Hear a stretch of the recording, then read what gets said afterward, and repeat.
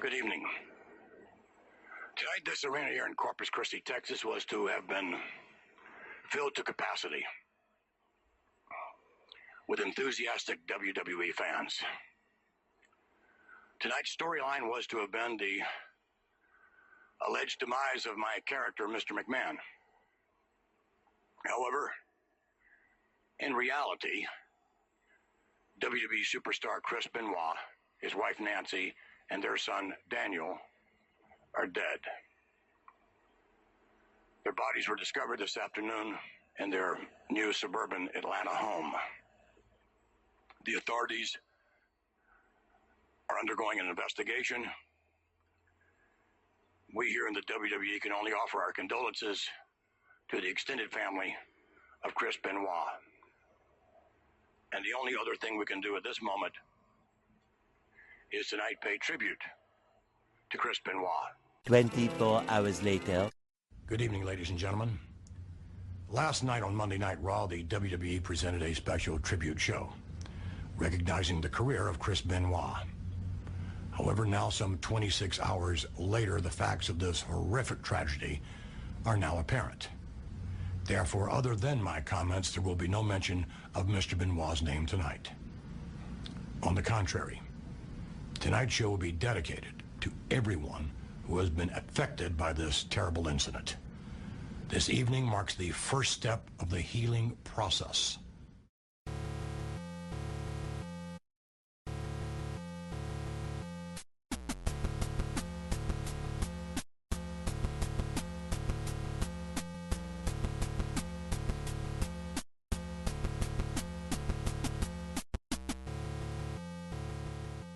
Hello again, and welcome to the fourth episode of Smarks Without Attitude.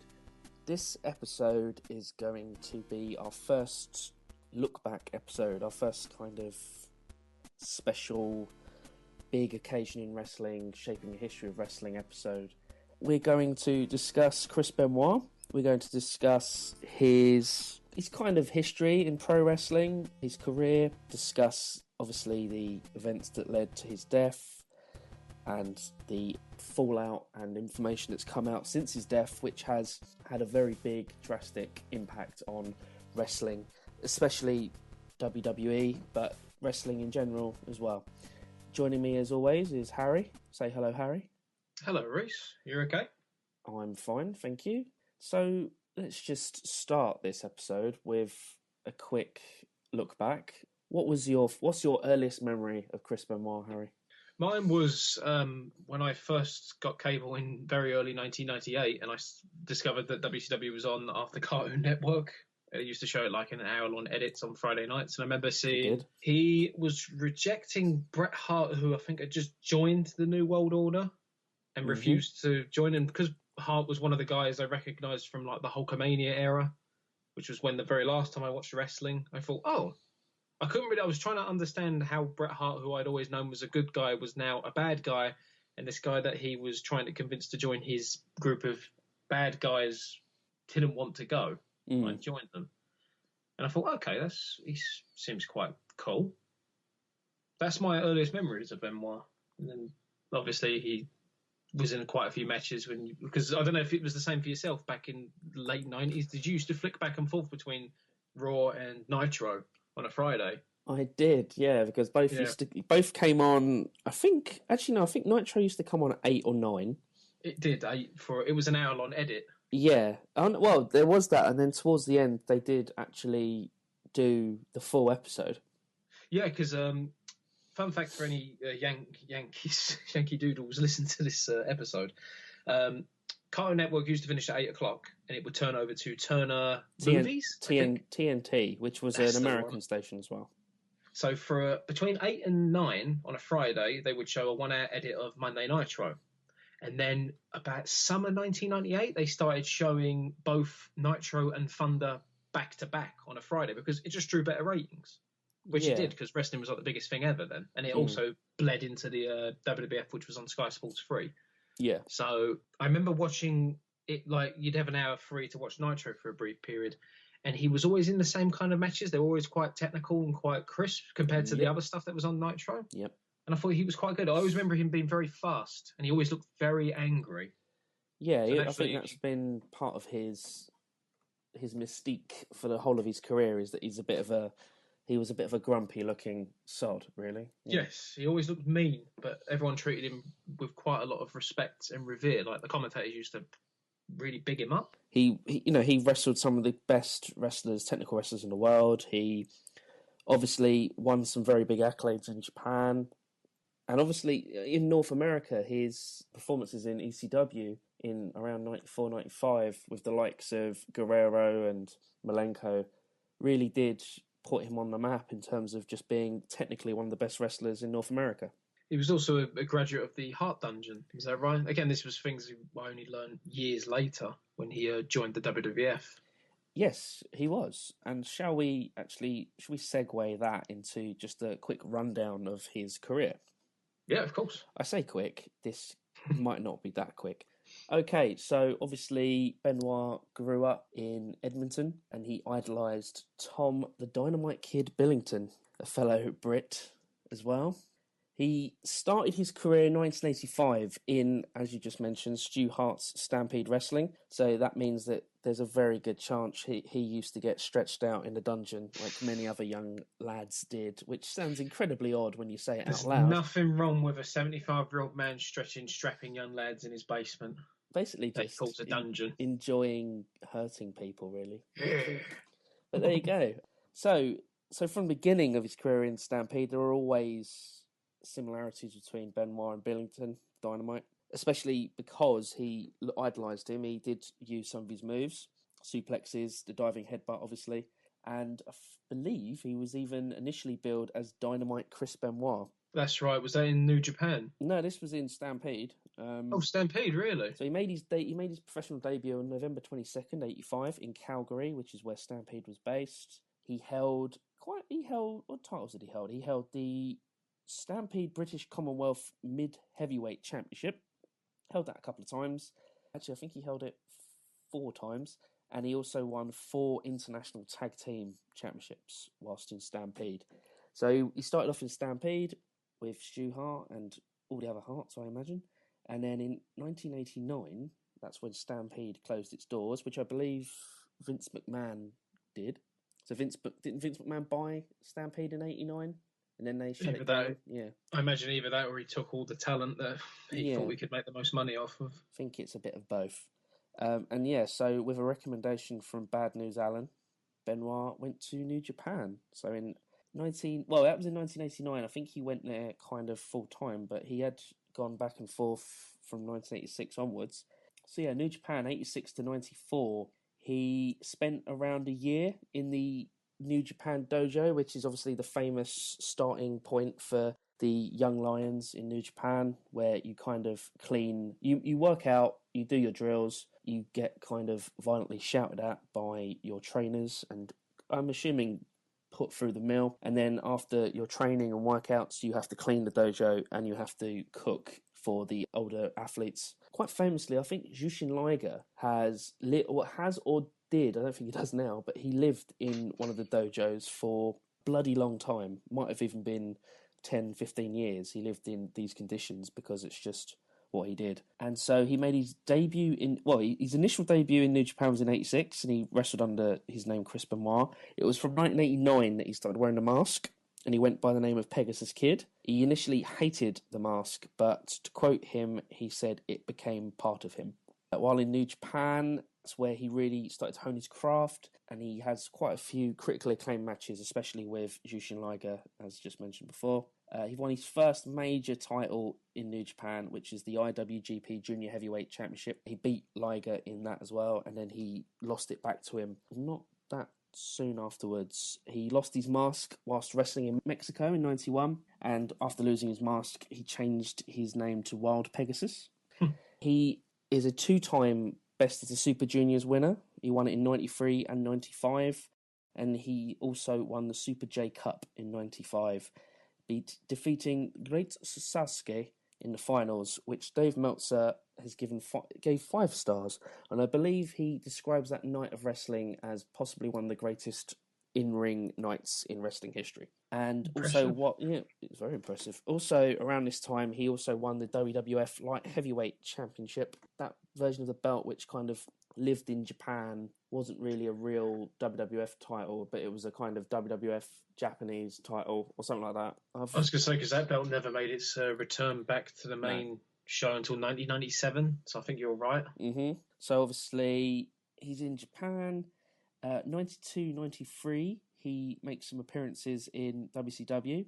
I think June 92, he made his WCW debut. He was in the NWA World Tag Team Championship Tournament, where I think they lost to Pillman and Liger in the first round. This is at Clash of Champions 19. He returned to WCW in January 1993 for Clash of Champions 22. He then featured at Super Brawl 2 a month later. And then after losing a tag match teaming with Bobby Eaton at the 1993 Slamboree, he went back to New Japan.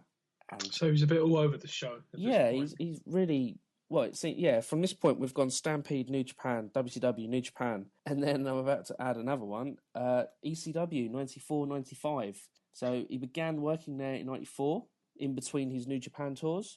This is where the Crippler moniker comes from.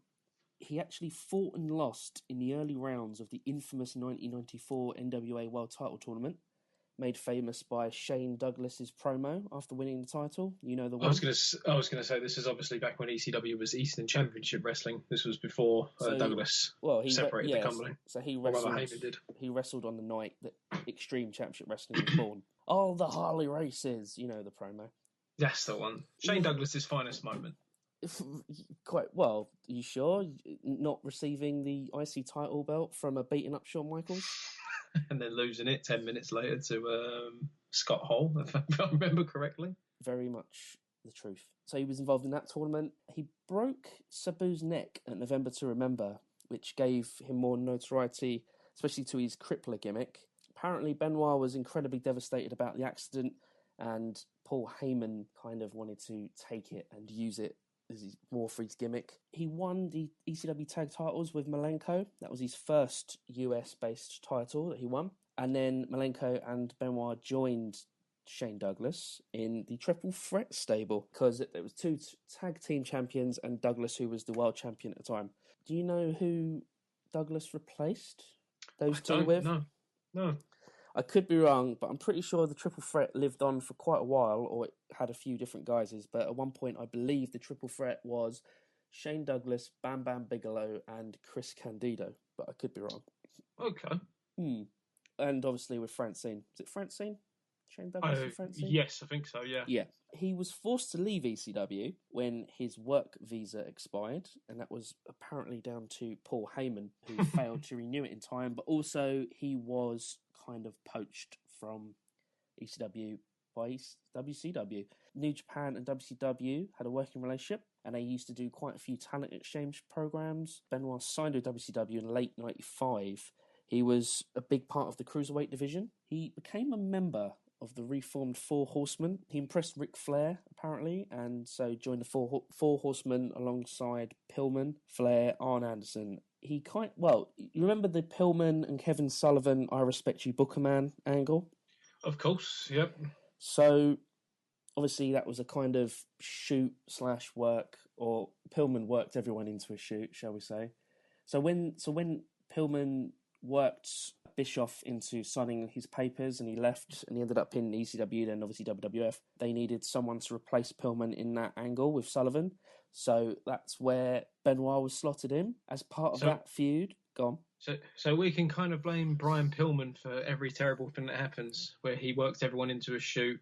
He's the epicenter. That's a joke. Yeah, That's maybe. a terrible joke. So as part of this feud with Kevin Sullivan, he met Nancy Sullivan, who at the time was known as Woman in WCW. Right. Something I'll never quite get. Especially when, those promos of Ric Flair when she was a valet of Ric Flair's and he just sit in the background going, Woman! Woman! Woman! So it was in this feud with Sullivan, it was booked as though Benoit and Nancy Sullivan were having an affair, to the point where Kevin Sullivan would actually make them hang around each other outside of wrestling and in real life and hold hands in public to try and drum up some interest that it was actually a real shoot feud over Nancy. Obviously, it's turned into a real life affair and the end of Nancy and Kevin Sullivan's marriage. And that's when Chris Benoit met Nancy. That feud ended in '97 when Benoit beat Sullivan in a retirement match at Bash at the Beach. There was he had some big feuds. I was going to say Sullivan booked his own divorce and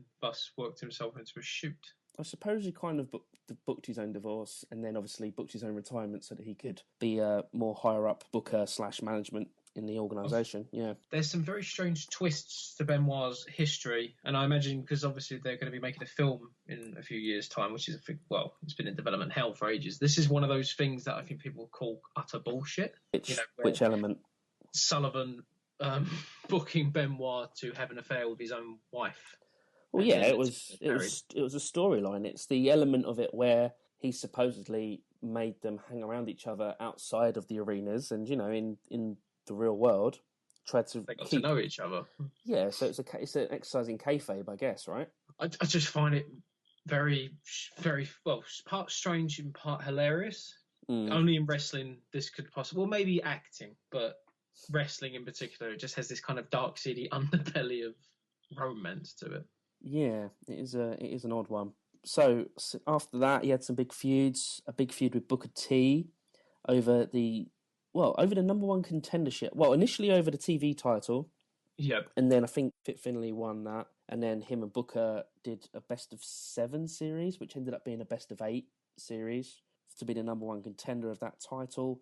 That was a really big feud.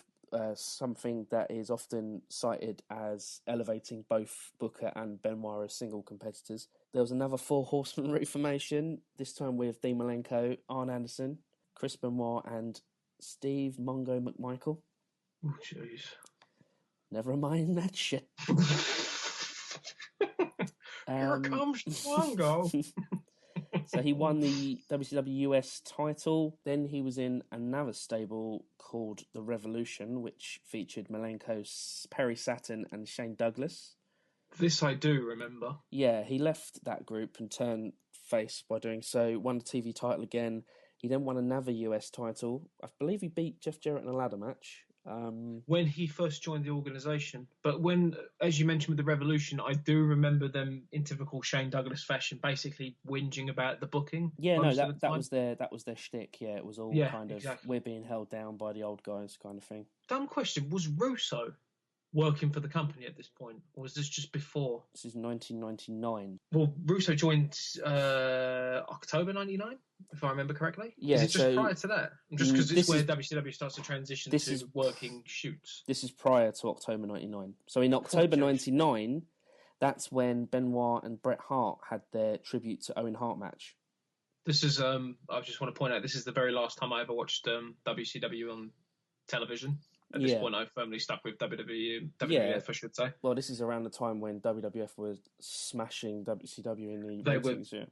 Yeah, they slipped away in 1998 and 1999. It kind of, all the mistakes of 98 and Starrcade 97 just got accumulated and made this crap year. And little did we know that 2000 would just be 100 times worse. But I do remember watching this match for the first time, and it was very strange to see. I'd never really seen this sort of match before. Definitely not on Nitro. No, and even in the WWF, it was because I was more used to Austin, it'd be like explosive, more like brawls. Yeah, you didn't really get the technical masterclasses. It was so strange to see on television. And I remember being quite bored by it. But then when I bought the Bret Hart DVD set, from 2004, Best There Was. Yep. And I rewatched the match, and it just blew me away, like how good it was. Yeah, it's amazing.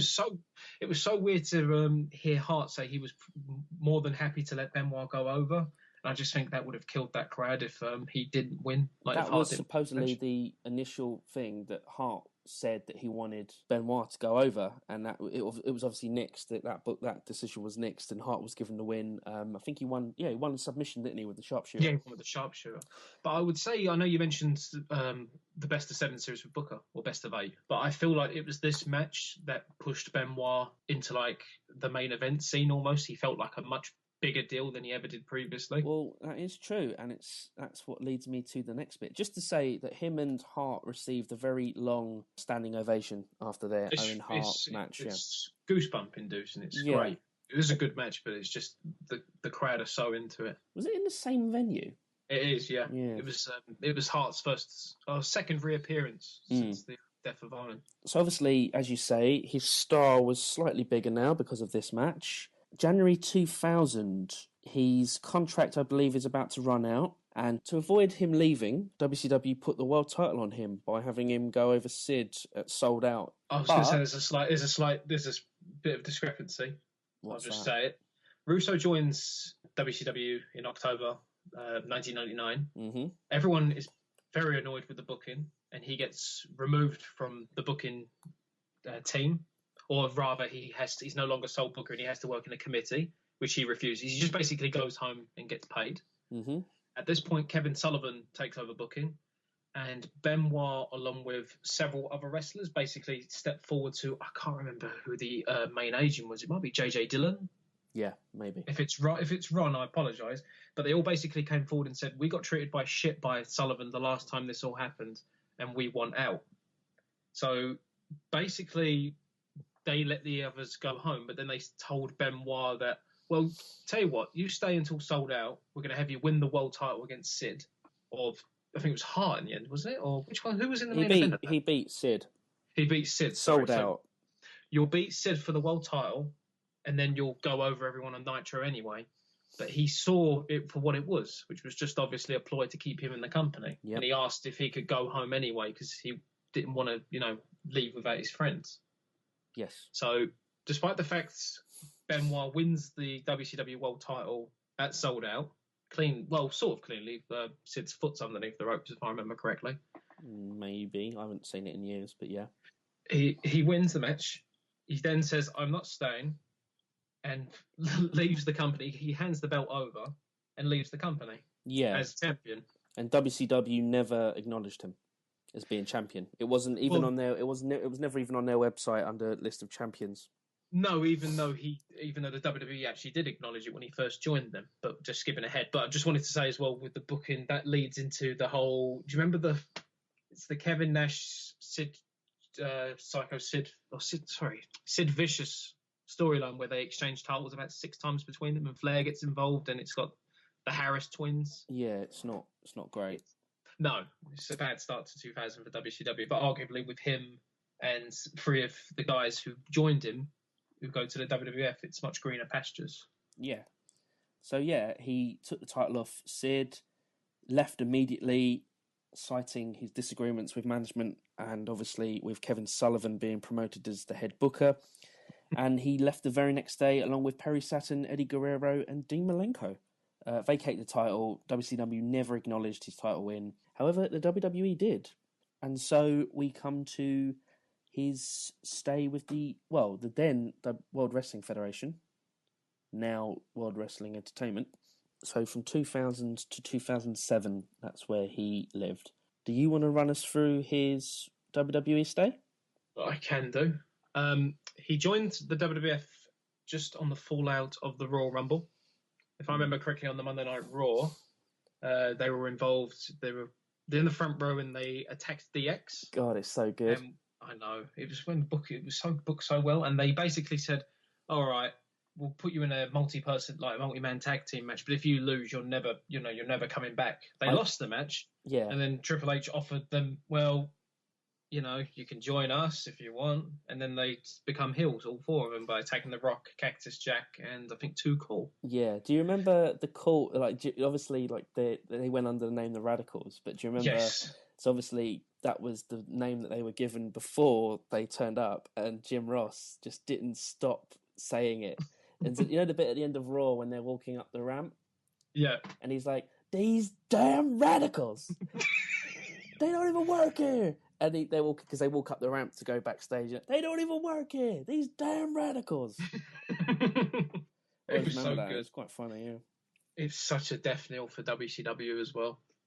Yeah, you've got it's heavily commented, but these 4, especially Benoit and Guerrero, they should have been the future of that company. And yet, I mean, as you said, he was in WCW for 5 years at least, and then prior to that, I mean, he was flopping back and forth between there and New Japan for I think 2 or 3 years. Yep. And he just, I mean, I know he won the world title, but again, he never got acknowledged for it. It was like too little, too late. But for most of most of 2000 at the start, he has a feud with Kurt Angle and Chris Jericho, where he successfully. Sorry, go on. That's the one where they have the triple threat for the 2 belts, right? Yes, so WrestleMania 2000. Yeah, Benoit wins the Intercontinental title first, and then Angle loses the European title to Jericho in the same match. It's a very strange match because it's like the first belt gets lost on the first fall and the second belt on the second. But it's probably one of the highlights of WrestleMania 2000, which is otherwise a very dull WrestleMania. Yep. Most Attitude Era WrestleManias. Obviously, they had a lot of hope in Benoit because they gave him the IC title quite quickly. Yep. And then they pushed him at Fully Loaded to beat The Rock. Well, not beat The Rock, to challenge The Rock for the WWF title, which he did win briefly. And then they reversed the decision because I can't remember if he cheated. I don't know how he cheated, but it got reversed. And then they repeated the exact same finish at Unforgiven later in the year, but in a fatal 4-way between himself, Rock, Kane, and The Undertaker. But for most of the time, Benoit was involved in the upper mid card. Obviously, in 2001, he ended the previous year feuding with Jericho. Although I thought that feud, whilst good, it went on for far too long. Yeah, so they feuded over the IC title. Well, in 2000, it appears that they fought Backlash, Judgment Day, and SummerSlam. And then the feud kind of ended at the Royal Rumble in 2001 in that really good ladder match that Jericho won. That's the one. Yeah. But then in 2001, they become, much like Cesaro and Sheamus, they become tag team partners to take on the 2-man power trip of Stone Cold Steve Austin and Triple H. But it's at the King of the Ring tournament where he gets injured. Yeah. I think it's shoulder injury, if I remember correctly. That was... So his WrestleMania 17 feud was with Kurt Angle, and they had some really good matches. That's right. Then went on to a 2 out of 3's full match at Backlash, which Angle won, I do believe. And that ended that part of the feud. So then he had a little feud with Austin for the title. He suffered a neck injury in a 4-way TLC match. He did go on to wrestle for the title in a triple threat match at the King of the Ring 2001, which is, with Jericho. And it's where Booker interferes at the end, and it kind of kickstarts the invasion angle. But because what's of ironic this injury, he isn't involved in that angle because of the injury, and he's out for pretty much the next year. Yeah, along with Triple H and Guerrero, who was fired, if I remember correctly. So the neck injury and the invasion angle, obviously, what do you think they would have done with him with the invasion angle? Do you think they would have stuck him on WCW's side, or? I imagine they would, to be honest, because they didn't have Jericho join WCW. True. I mean, obviously they had Austin, so they could have had at least some big name. I mean, the invasion angle, it's probably something we'll end up covering. It's one of the biggest armchair booking what-ifs ever, because almost everyone else's ideas are infinitely better than what the WWF came up with in the end. True. But I imagine he would have been put as quite a high-ranking member of WCW, obviously behind Austin. But again, it's a big what-if, similar to Triple H. Like, where would he have gone? But I think it did his career good to be absent for that period. Yes, good point. Yeah, so after his injury, he came back. He was initially drafted to SmackDown, but he appeared on Raw. He won the IC title on Raw. Then he went to SmackDown in a kind of weird... They did some weird open contract thing, didn't they? And him and Guerrero both went to SmackDown, though I could be wrong on that. Yeah, he took the belt with him, and obviously there's that easy feud that the E always have with the brand split where I'm taking the title back to my brand, and RVD did that. He beat him and took the title back to Raw. That's right. He then feuded with Angle for the title, and they had that really massively critically acclaimed match at the Royal Rumble 2003. That's right.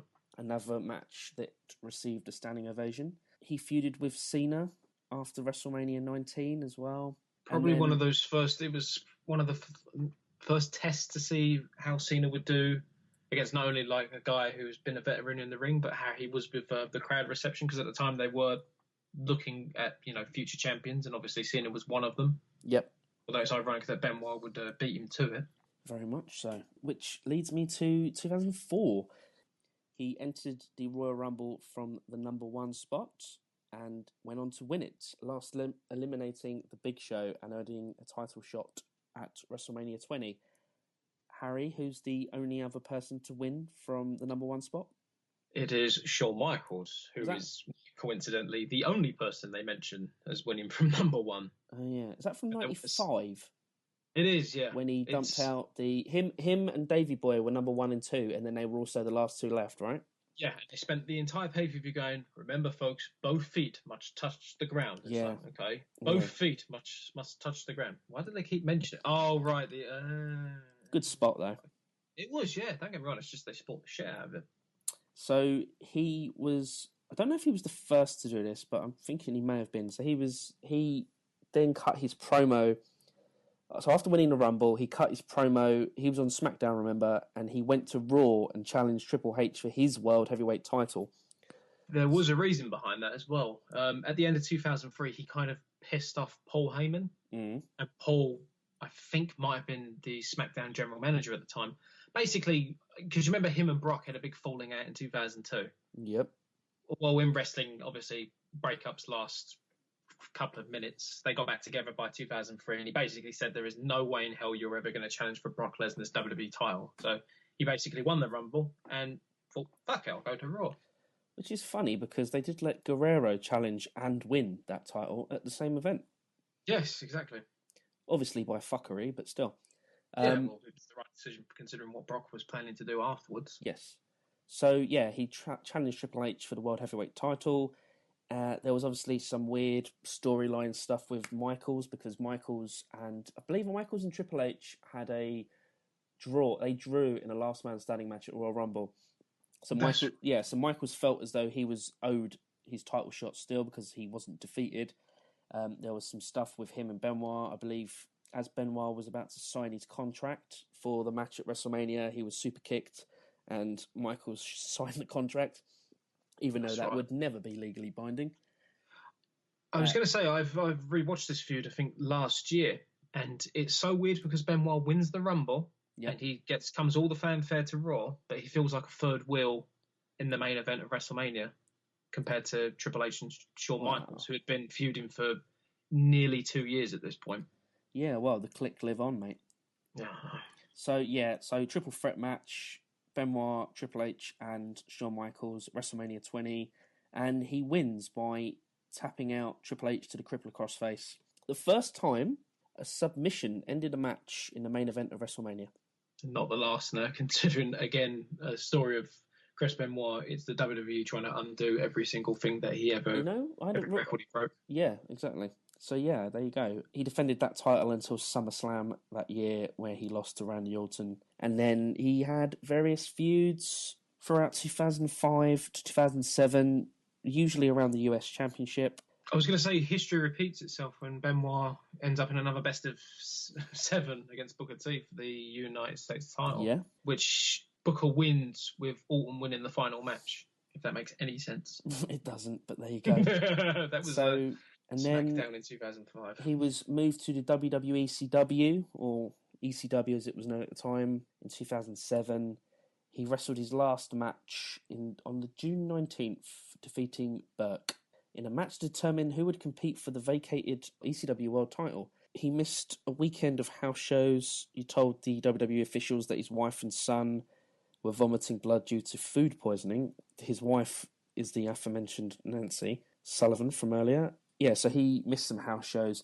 Then he no-showed the following pay-per-view, and that's when viewers were informed that he was unable to compete due to a family emergency, and little did anyone know the true story behind him no-showing. Just a quick note, Stephanie McMahon states that Chris Benoit was going to defeat CM Punk for the title that night, which is probably true because Johnny Nitro replaced him against CM Punk for that title match that night, and did in fact go over CM Punk, so there you go.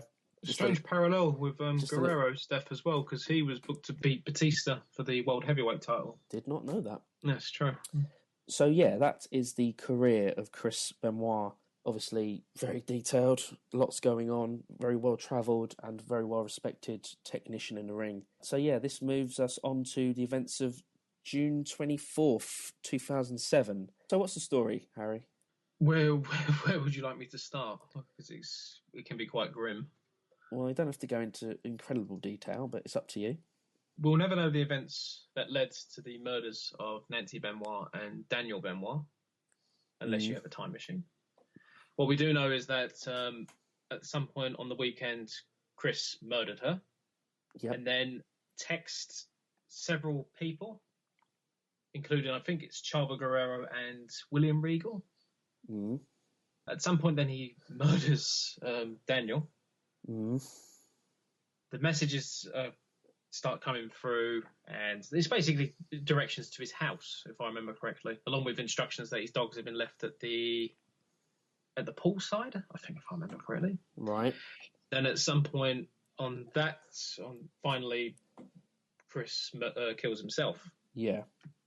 So I think Chava Guerrero alerts John Laurinaitis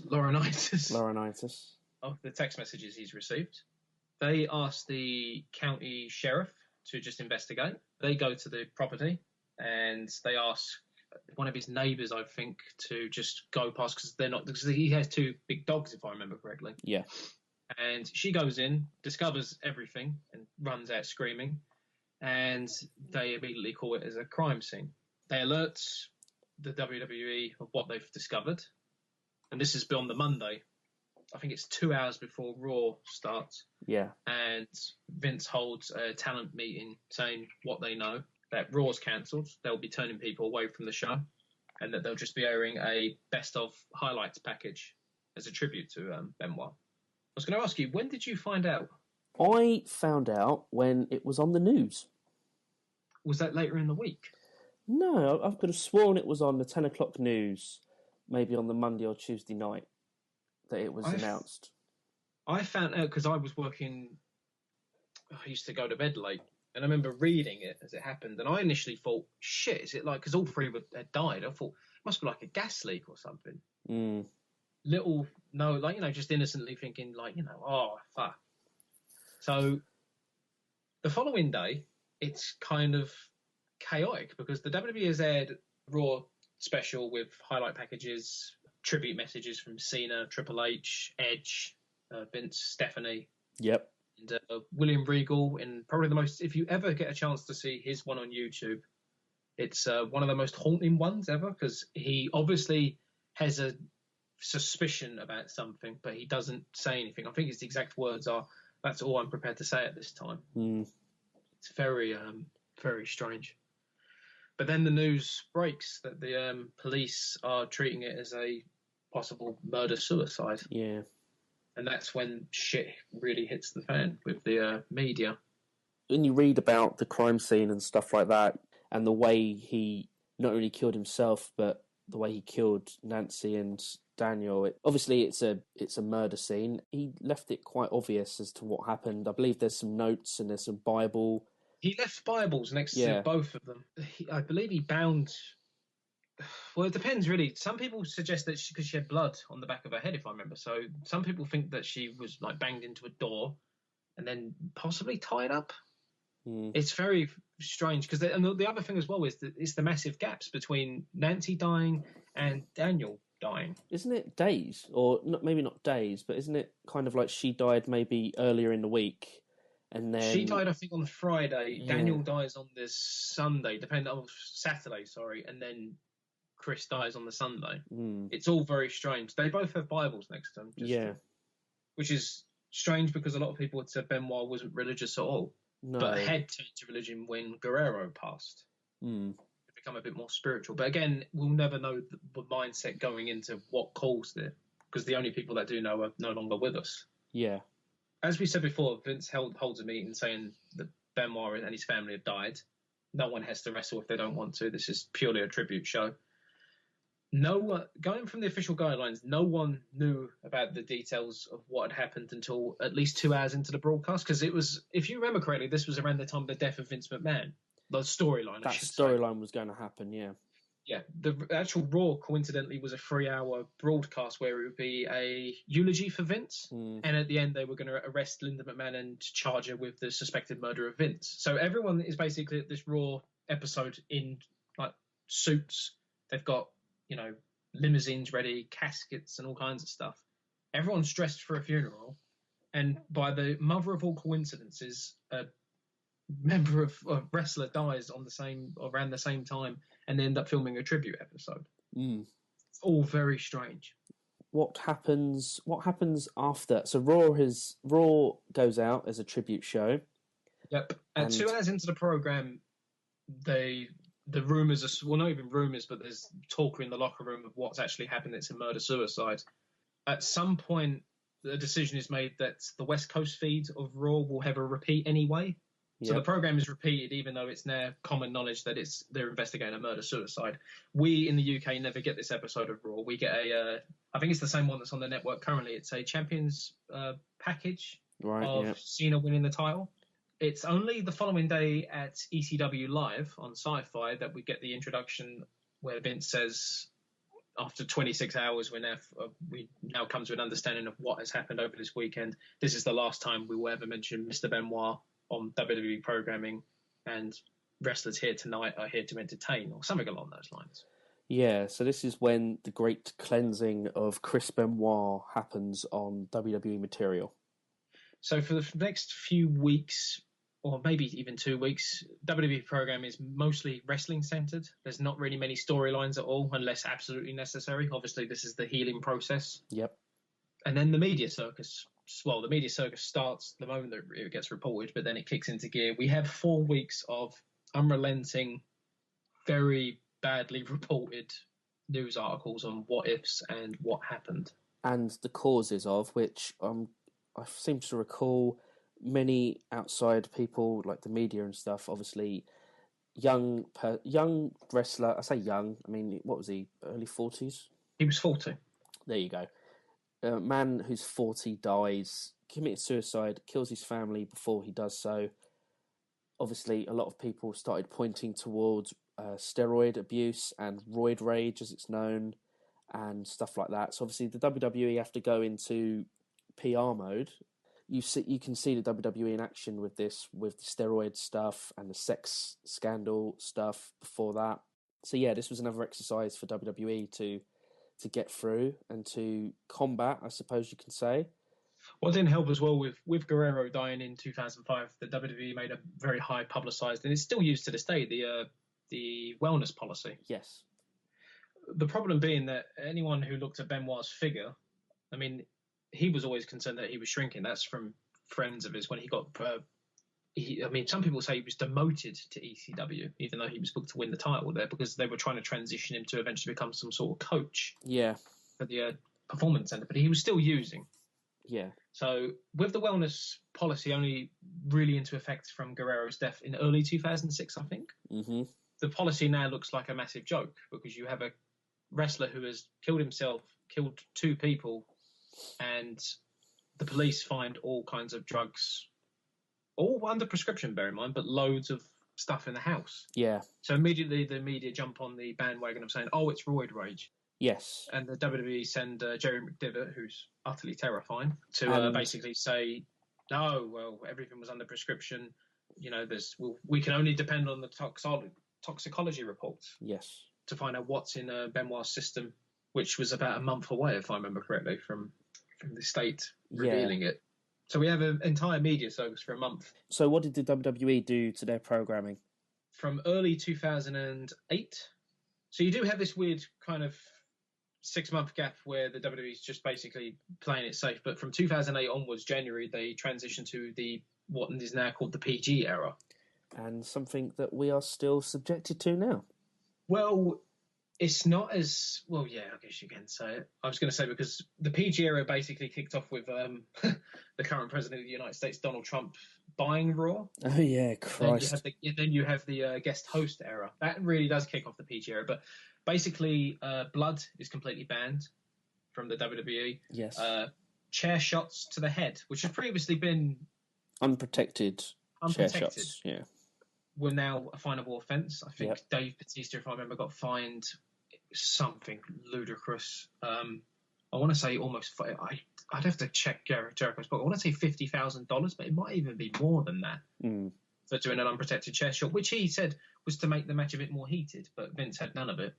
Same reason people get juice, is to add that element to it, to get heat. Yes, exactly. Yeah, although I do agree that whilst blood can have a place in wrestling, I don't think unprotected chair shots do. No, it's really, really strange that I watch wrestling. So if I watch stuff on the network now, and you see like vicious, unprotected headshots. I remember when I was a kid, and obviously it's a different time, but I remember when I was a kid watching these matches, and I'd see these chair shots, and I would not flinch. I would just watch it, and I'd just be like, okay, he's hitting with the chair. And it's only now, since the kind of emphasis on concussions and CTE, and the kind of stuff you read about with the Daniel Bryan clearance and his subsequent retirement, the stuff about Benoit and possibly being linked to his sustained concussions, how it may have caused like a kind of weird young, like early onset dementia. I mean, don't they say that he had the brain of a 7-year-old or something like that? It's his Chris Benoit's dad, Michael Benoit, had his son's brain evaluated by the West Virginia University. Right. And they came back and basically said his brain had almost the exact same trauma levels of an 85-year-old Alzheimer's patient. Jesus. Which was through years of, obviously trauma to the brain. I mean, obviously it's chair shots, it's the diving headbutts. Yep. It's the wear and tear of being a professional wrestler. Yeah, true. And just to finish the point I made there, now when I watch these same matches on the network, for example, I hate watching these unprotected headshots. It's just, sometimes it's really quite blood curdling to watch it, especially when you watch something like the Mankind Rock match from the Rumble. That match was already kind of ruined. Ruined because of, if you ever watch Beyond the Mat, you see the reaction of Mick Foley's wife and his 2 young children. It's heart wrenching to see the damage that he does to himself, and for what exactly. Okay, so you mentioned just a minute ago the toxicology report. What did that actually tell us? They found more grim details. Nancy, for example, had Xanax in her system, which was found to be therapeutic. But Daniel, in the meanwhile, however, did have Xanax in his system, which made people believe that he must have drugged his own son to put him to like near comatose level and then killed him. Right. Benoit was found to have a very high elevated level of testosterone. Can you guess how high it is? So, for example, if you've got 1 on 1, which is a normal person, 4 to 1, which is a bannable offence in most sports, what would Benoit be? I'll say that he had a 9 to 1. You're way off. 17. Higher. What? Higher. 4 to 1 is bannable. Okay. 4 to 1 is bannable in most sports. 22. Now, bear in mind, no, higher. 26. Higher. 34. Higher. 58. Lower. All right, just tell me now.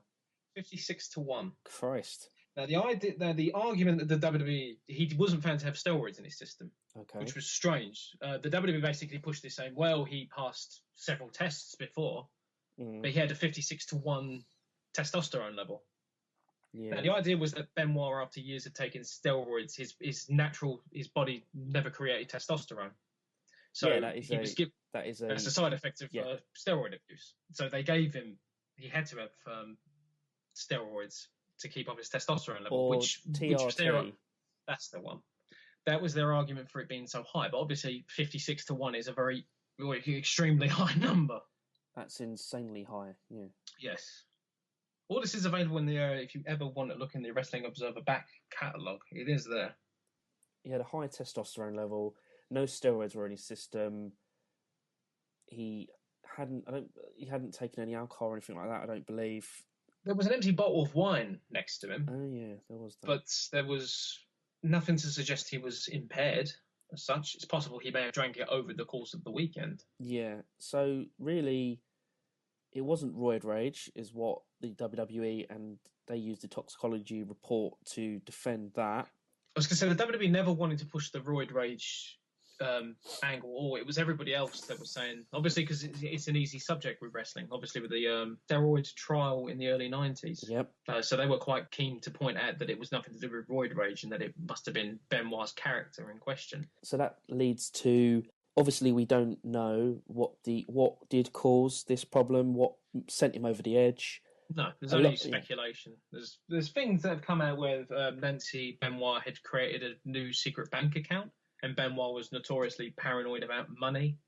But then other people would have said that it's funny because when you listen to any wrestlers do shoot interviews and they get brought to this subject, all of them have the exact same thing. Most of them can't bring themselves to say they absolutely hate him because they always found him to be a very mellow, if quite intense person who loved his family. Yeah.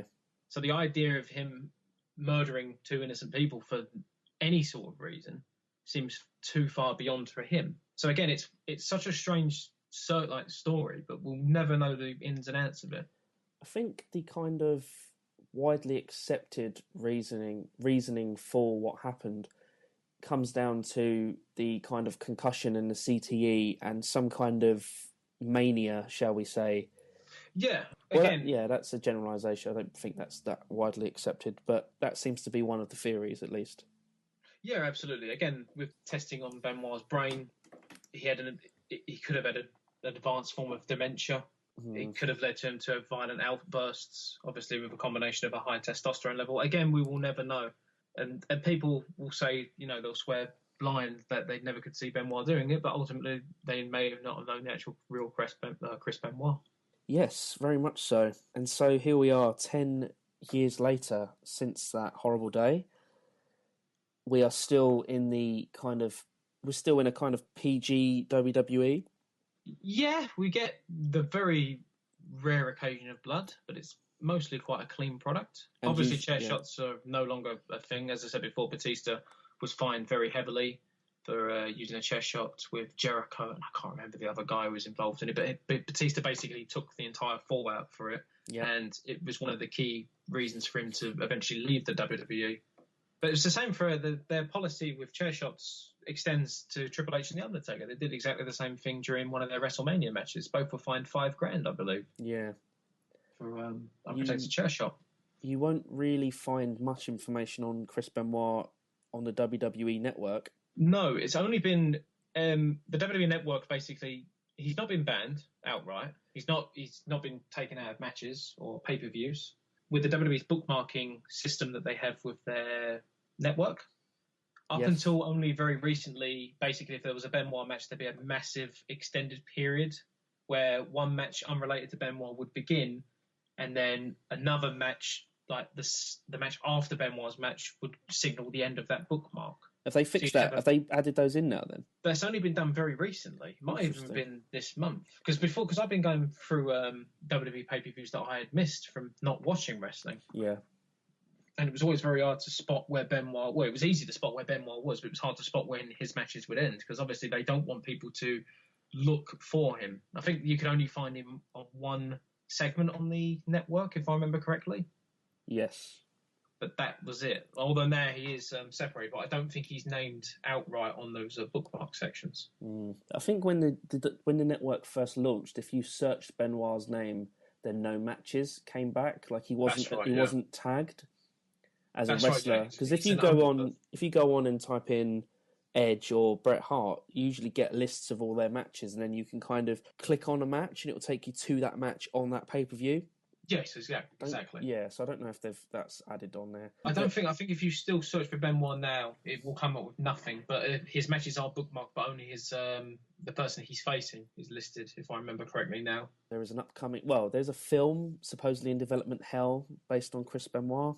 It was announced in 2012, if I remember, but there's been no real development of it since. Isn't it called The Crippler?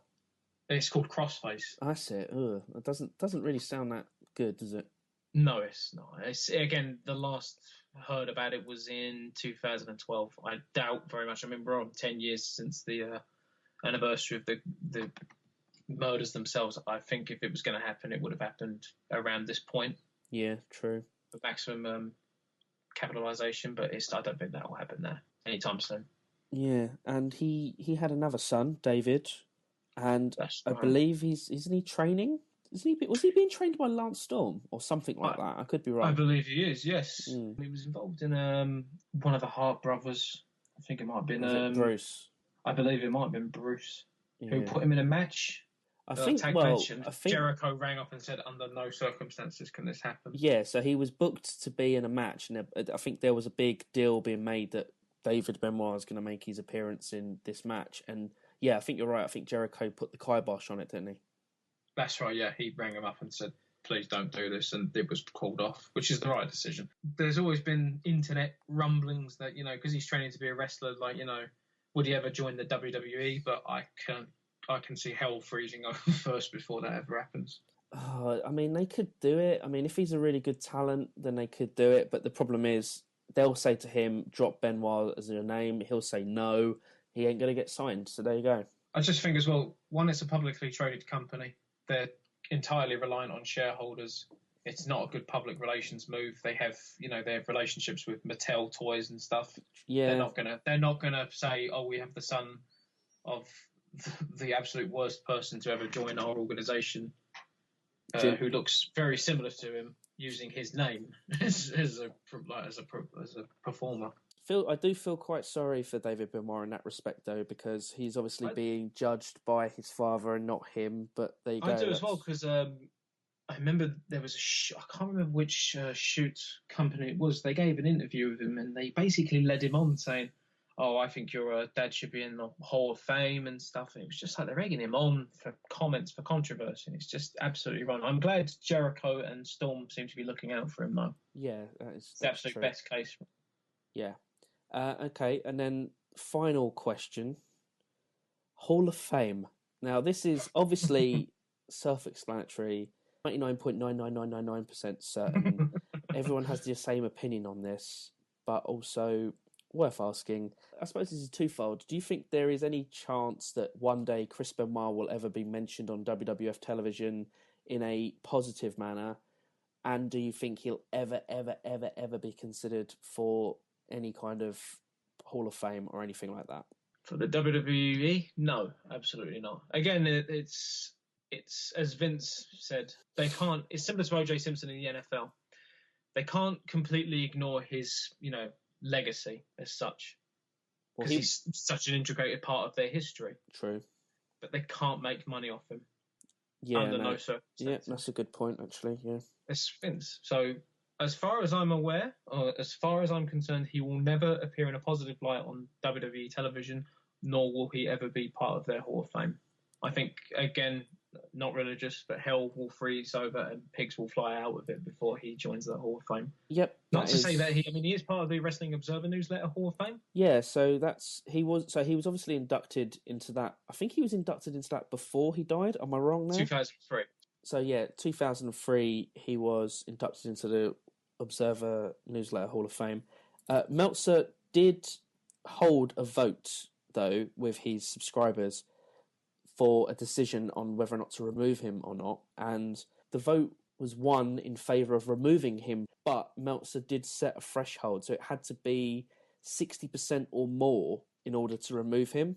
That's right. But it was only something like 57% said remove him, so Meltzer kept him in as part of his, he put the rules in place for the vote and he kept him in. So he's still in the Wrestling Observer Newsletter Hall of Fame. I don't know if that'll ever be looked at again, but, he's already done a vote and he's still in there, so there you go. I imagine because he never really comes up in conversation or really brought up in pieces unless it's to do with concussion testing, controversies in wrestling. I don't think they'll just, similar to the WWE. Is there anything you would like to add? As I've mentioned before, ever since I've got the WWE Network, I've been going through pay-per-views, which I missed, which is basically from December 2001 until WrestleMania 20. So I've actually got to watch Benoit's ascent towards the world title. I do find it quite uncomfortable to watch him. I know some people can separate the wrestler and the person behind it, but I just think they're too closely inclined to one another. It's not like he really had such as much a gimmick. It's basically himself. And there's also, I watched Backlash as well, 2004, which is the infamous one in Canada, where Benoit wins. He puts the sharpshooter on Michaels. It's the rematch from WrestleMania. Yeah, so he won with this. He beat Triple H with the crossface and then beat Shawn Michaels with the... Where was that, actually? I think it might be Montreal. Well, sharpshooter Montreal. Yeah, there you go. Ebner was referee, but they have they show Nancy and Daniel in the crowd, which I was quite shocked because I thought that would have been heavily edited, but it's there completely uncut. You surprised me. Very strange because they're very it's the absolute right decision to basically try and make it as difficult to find him because again they can't make money off him. Yeah. But it's just such a strange thing that they've left that there. WrestleMania 20 should arguably be one of the greatest endings to a wrestling pay-per-view ever, because you have the great shot of Benoit in tears with the world title. You have Guerrero with the WWE Championship. It's supposed to signify a changing of the guard, where the guys that were told 3 years prior that they were vanilla midgets, they won't amount to anything, you're here to basically make everyone else look good, are now top of the world. Little did we know that the rumours that Benoit was literally a placeholder for Triple H or possibly Orton, depending on how much money they were going to make from him just up until summer, and Guerrero's star fading because he didn't want to be champion anymore. Yeah. It's such a darkened moment in wrestling history now, WrestleMania 20. Yeah, you're right. And it's hard to watch it now. Yeah.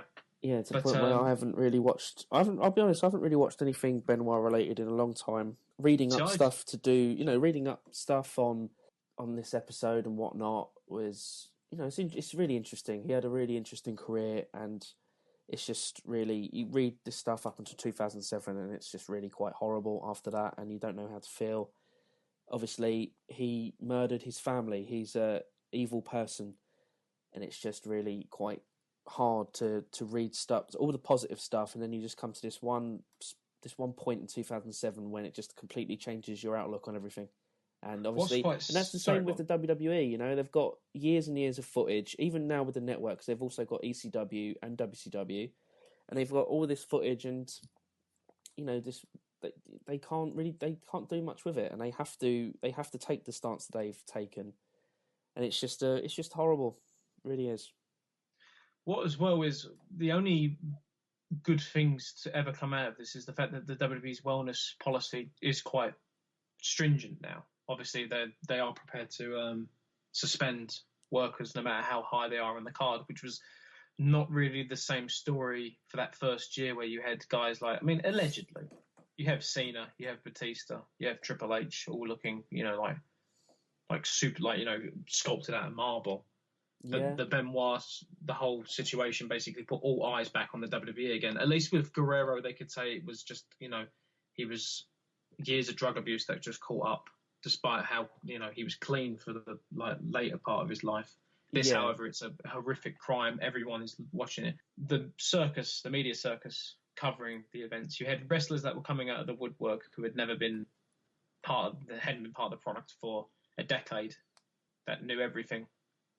You had Ken Kennedy going on to, I think it might have been Larry King or something, saying he'd never taken steroids and then got busted for wellness almost in poetic justice a month later. And his career went into the toilet.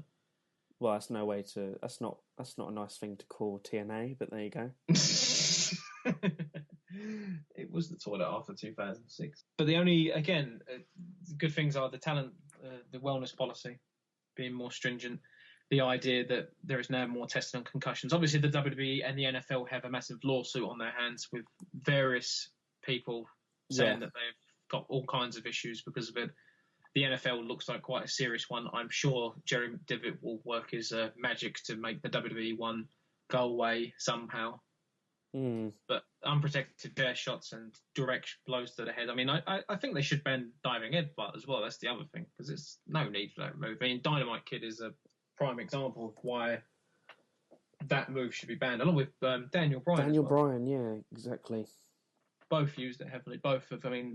Kid is paralysed, if I remember correctly, with all sorts. He's in a wheelchair, yeah. Yeah, and Bryan himself, we're led to believe at this point in time that it's possible he may wrestle in the future, but he spent the last 2 years on the shelf. Yeah, that was a look back 10 years later at Chris Benoit. So that brings an end to episode 4. An interesting subject, I hope. Very interesting reading up on it anyway. We'll be back with the 5th episode at some point. What's the next event? Great Balls of Fire. Great Balls of Fire, there you go. So that'll be next. We've gone from a in-depth analysis on the darkest point in wrestling history to suddenly WWE presents Vince's Fascination with Jerry Lewis. Well, there you go. Love it. So we've got that to look forward to.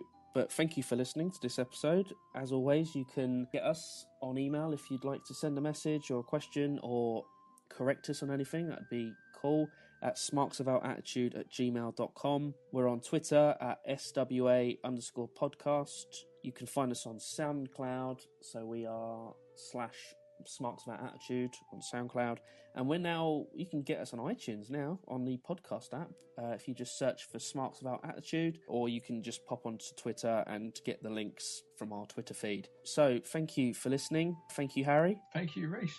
Cheers, and goodbye. Goodbye.